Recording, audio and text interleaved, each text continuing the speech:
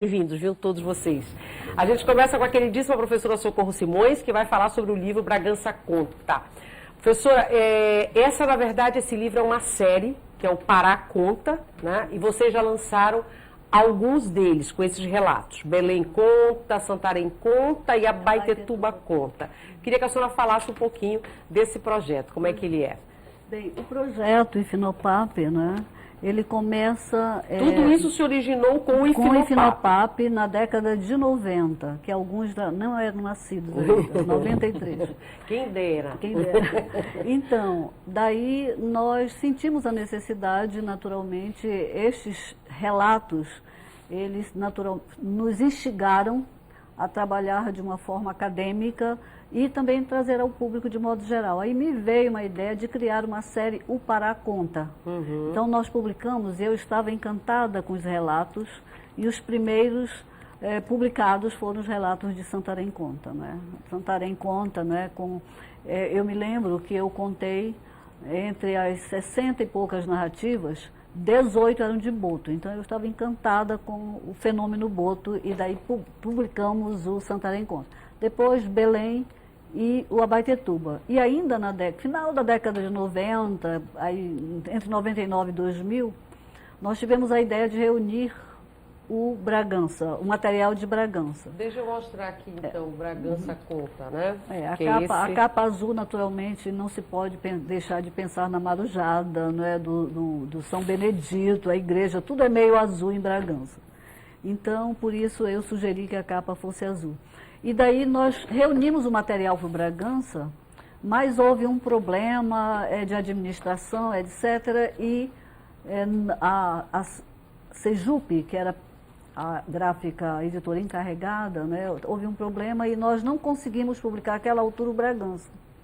E aí fizemos um CD, que foi um portal para Bragança. Eu estava dizendo há pouco ao Yuri, na voz belíssima e saudosa do nosso Walter Bandeira. Nós temos o CD com algumas narrativas.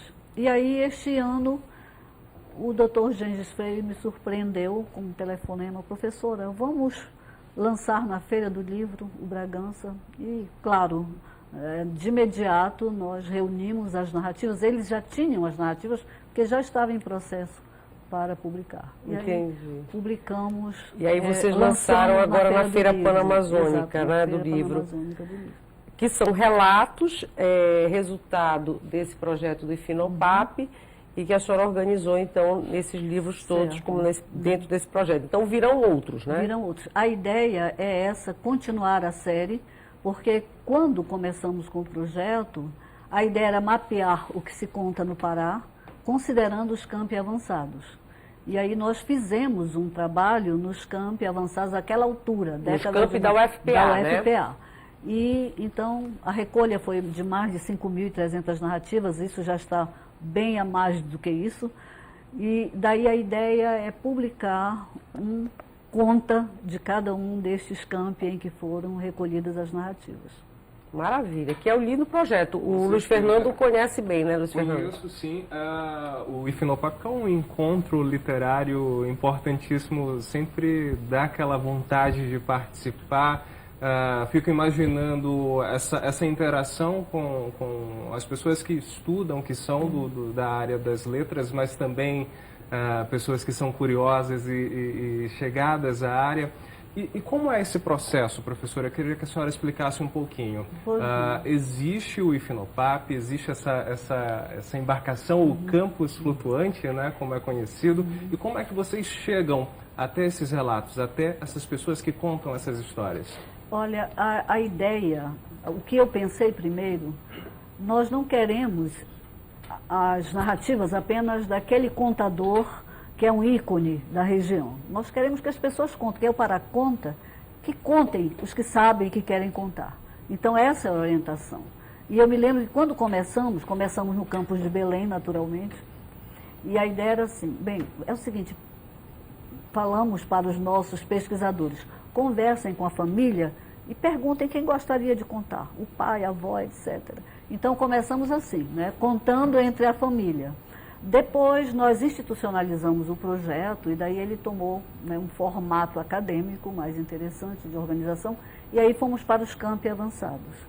E daí nós, em 2 anos, nós tínhamos 37 bolsistas de iniciação científica fazendo pesquisa nos campi. A coisa foi num crescendo extraordinário. E nós chegamos a ter um projeto aqui em Belém, a professora Laura, que é do ICED, ela perguntou um dia, professora, vamos trabalhar, porque, como ela é da pedagogia, vamos trabalhar, por que as crianças não contam? Eu digo, não, podem contar, sim. E eu me lembro que a orientação era a seguinte, podem pesquisar nos colégios públicos e nos colégios também particulares. E só estabelecemos um nível, idade, por exemplo, de 8 a 12 anos, quem quiser pode contar. Vocês não têm ideia.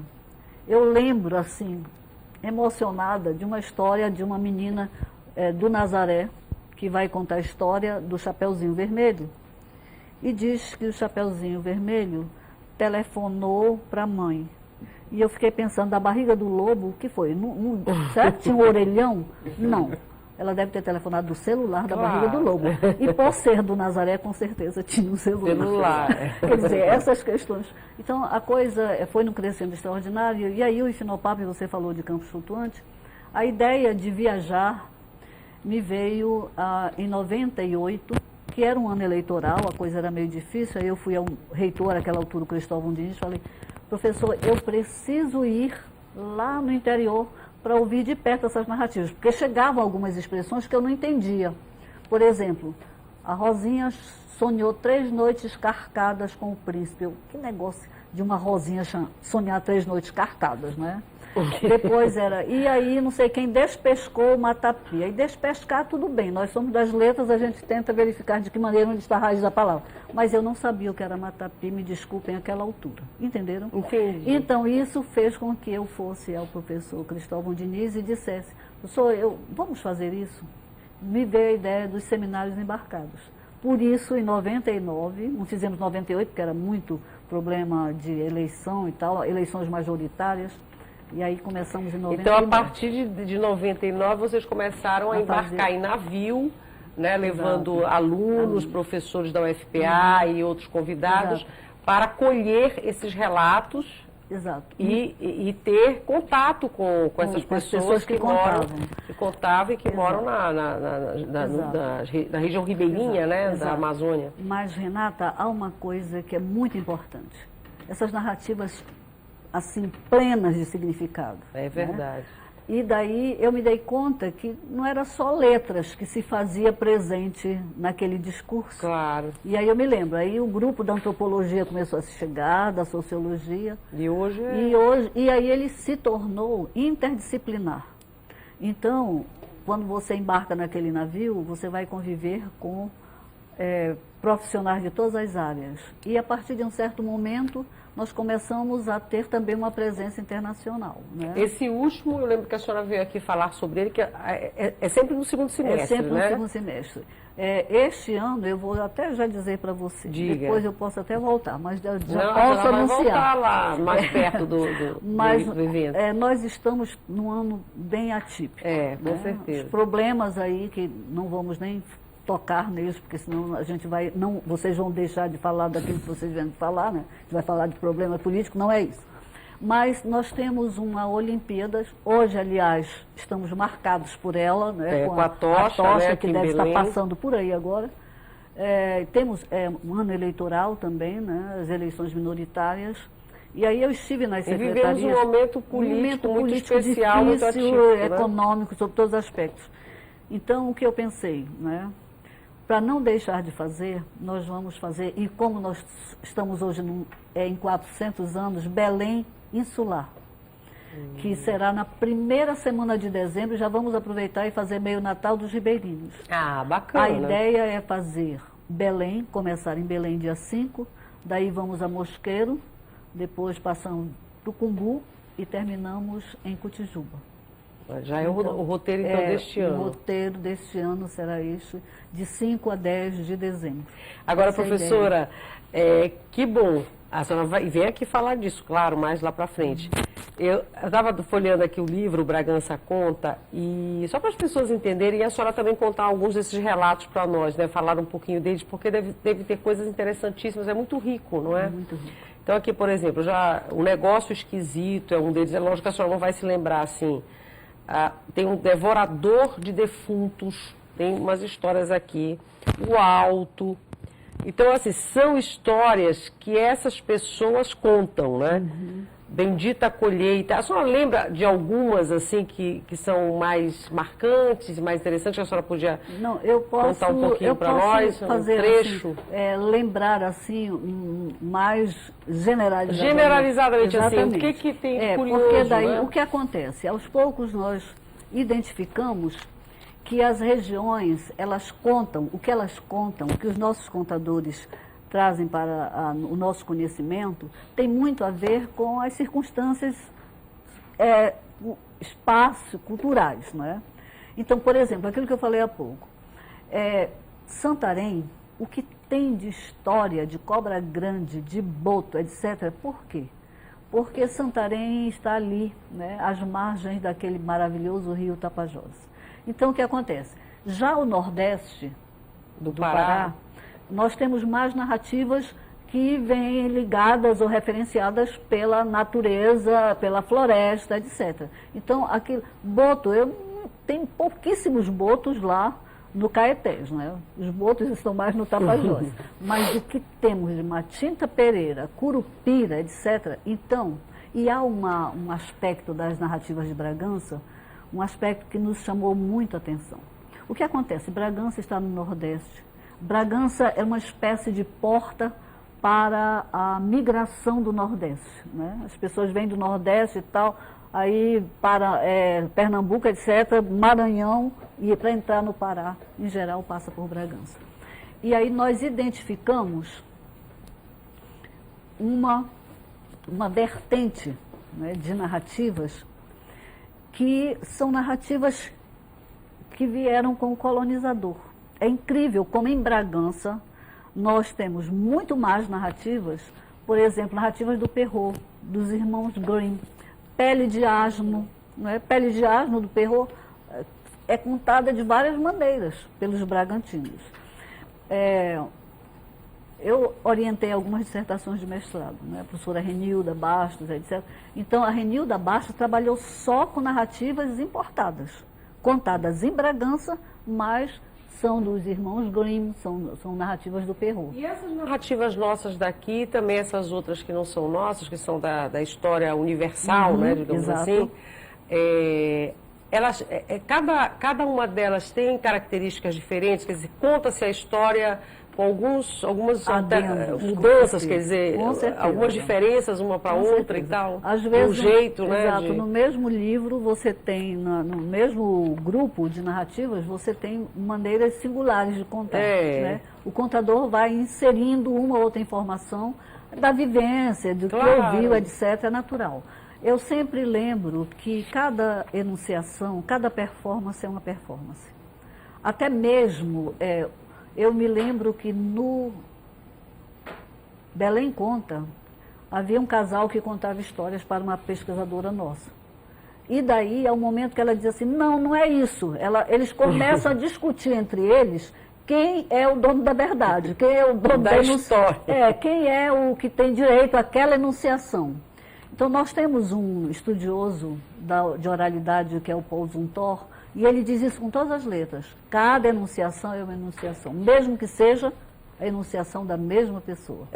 Então, as histórias, elas, né, acabam tendo essa intersecção de planos de informação, que é uma coisa muito interessante. Os enredos vão mudando. Exato. Agora, eu gostaria só de dizer uma coisa. Eu não vou contar história, porque eu sou de uma geração em que a gente não fala determinados termos, usa determinadas expressões.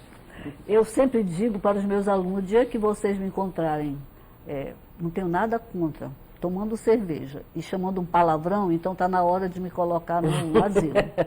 Porque isso é uma questão de... Mas existe um personagem, Renata, que só existe em Bragança. Qual é, professor? O Ataíde. O Ataíde, ele é alguém que está preocupado com a preservação da natureza. Cada vez que um caçador de caranguejo, né, ultrapassa os limites do defeso, né, ele se vinga deste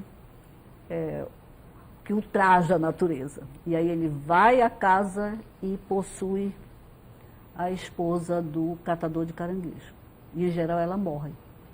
E eu não vou contar porque ela morre, porque eu teria que entrar em uns detalhes que eu não consigo falar. Mas vocês podem ler depois. Aí, depois, em stand-by, eu digo para os meninos. Dá para imaginar. Essas são algumas das histórias, né, professora? Agora, é isso. Há determinados personagens que são típicos de uma região. O Ataíde, você não tem em nenhuma região do Pará. Ele é de Bragança, sob todos os aspectos. Assim como em Santarém também tem os típicos de Santarém, exatamente, bem característicos de lá. Cobra Grande, etc. Que a senhora já falou aqui, exatamente. Né? E Belém temos, Belém, a senhora lembra de alguns que são... Olha, Belém, há umas histórias. Bem, Belém nós temos a moça do táxi. Eu já ia falar da moça do táxi, que essa é famosíssima. A famosa moça do táxi, né? E nós temos algumas narrativas de Belém. Tem uma narrativa de Belém que eu até mandei para um jornal aí que estava precisando fazer uma edição, que é o seguinte: em pleno Círio, né? Está todo mundo no Círio, etc., cantando em homenagem à Virgem e tal. Aí o padre diz assim, ele olha, né, em Nazaré e vê que tem um vento muito forte, a mangueira está dobrando, ele assim, ei, olha a mangueira. E aí os meninos começam a tocar a música da mangueira. Mangueira, etc. Vocês têm ideia? Quer dizer, há umas coisas interessantes e há umas coisas cômicas, assim, que a gente começa a Deve ter coisas maravilhosas. E eu estava contando para os meninos ali, há pouco, antes de entrarmos aqui no estúdio, que a Matinta Pereira, ela, em geral... A Matinta Pereira tem muitas versões, tem em todos os né? lugares do mundo. Né? Então, a Matinta Pereira é uma espécie de maldição que acontece em uma família em que há um incesto. Então, a maldição é que a mulher mais velha se transforma em Matinta Pereira. Pelo menos é isso que está posto, é isso que se sabe. E aí eu estava coletando umas narrativas de Belém para serem publicadas há pouco, em homenagem aos 400 anos, e descobri que a Matinta Pereira da Terra Firme é um homem, entendeu? Então, há essas coisas com as quais você se surpreende, naturalmente. Professora, qual a importância de todo esse registro?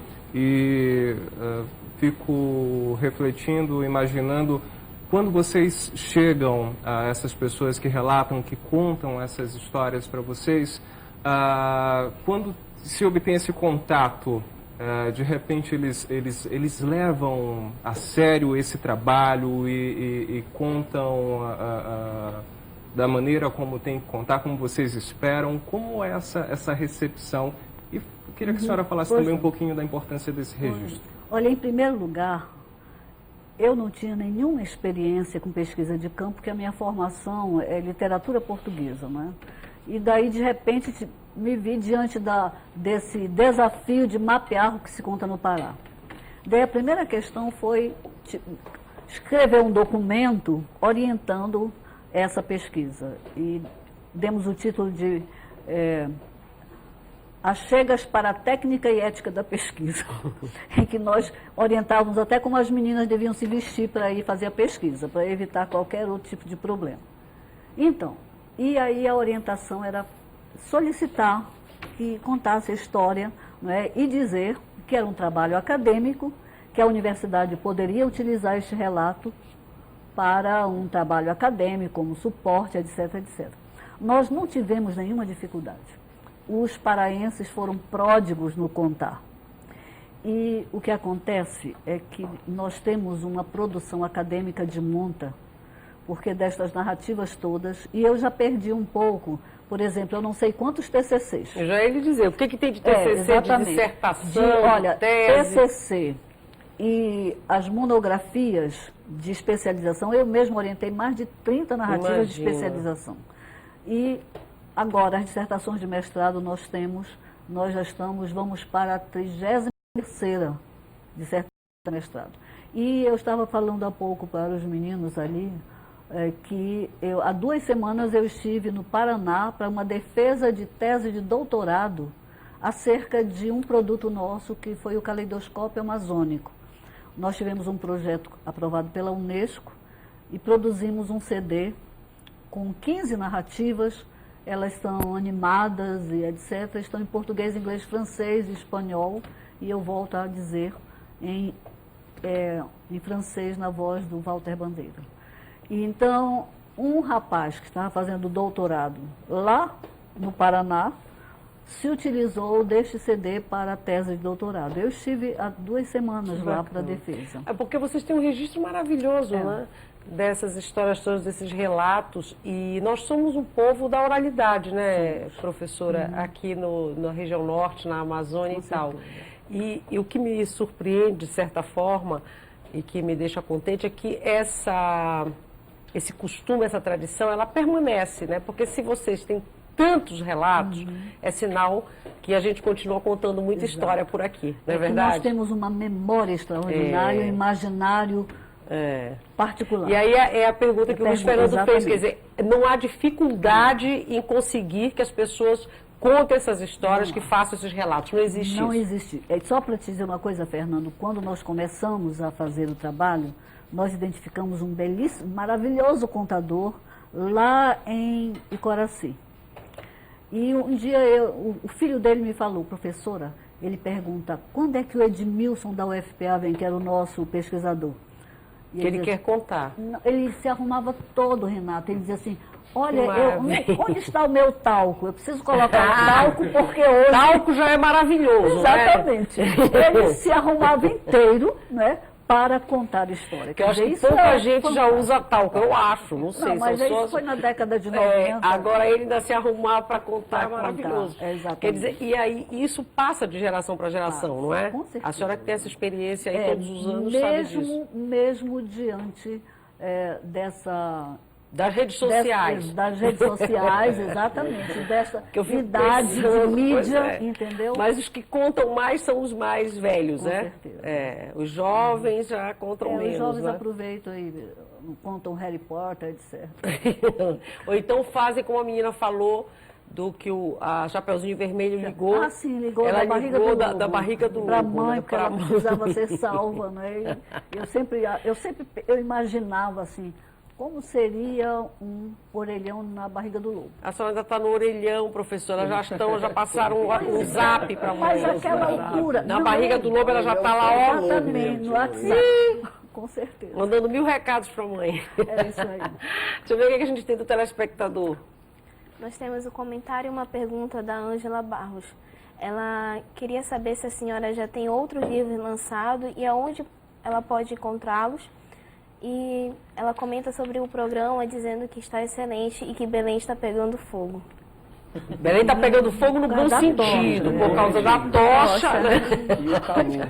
O calor que é grande. E aí, professora, onde é que a gente pode encontrar esses livros todos nessa série? Você pode informar a espectadora que os nossos livros, porque os livros com as narrativas são esses 4 livros. Então, na biblioteca, na livraria da universidade, eles estão. Agora, independentemente disso, se alguém quiser conhecer o IFNOPAP melhor, nós temos 26 livros publicados, que são os livros dos eventos, né? Além dos livros dos eventos, nós temos esses livros e temos os livros comemorativos. Nós temos um livro pelo qual eu sou apaixonada, que eu sou por todos eles. Mas é 10 anos de seminário embarcados. Que eu acho que a senhora trouxe que aqui, nós sorteamos, não foi? Eu lembro. Esse que a senhora está na mão, qual sim, é? este aqui, deixa eu ler. Esse aqui é porque tem a ver com Bragança. Então diga. O Fernando Alves da Silva foi meu orientando de mestrado ano passado. Trabalhou com as matintas de Taperaçu, Campo de Bragança. E ele publicou exatamente um livro acerca Deixa eu mostrar dessas, aqui. infelizmente, eu não posso. Eu posso até mandar um outro dia para sortear, porque esse está ofertado, ele me ofereceu e daí eu não poderia. Não, claro. Deixa só. Aqui é só Matinta Pereira. Matinta Eu Pereira, adoro essa história da Matinta Pereira. Olha Exato, só. é a dissertação de mestrado dele, a análise que ele faz das matintas de Bragança. Não fala nada não, eu peguei a Matinta Pereira. Olha só. Aqui só temos as Matintas Pereiras de Bragança. A senhora já deve ter ouvido muita história de Matinta Pereira, né? De criança agora há pouco, até desse trabalho que vocês realizaram tanto em escolas públicas como nas privadas. Como é que a senhora observa, vocês observam esse contato hoje das crianças, dos adolescentes com esses contos? Porque até hoje me encanta muito. Como é hoje com todo o advento da informática, da internet? Mas as crianças ainda se quedam diante deste contar. Eu me lembro que a preocupação, Fernando, em trazer esses relatos ou levar esses relatos às escolas, um evento que em São Paulo eu ouvia dois Meletinsky, dois russos, um por sinal morreu há pouco, há umas 4 semanas, o Gordon, o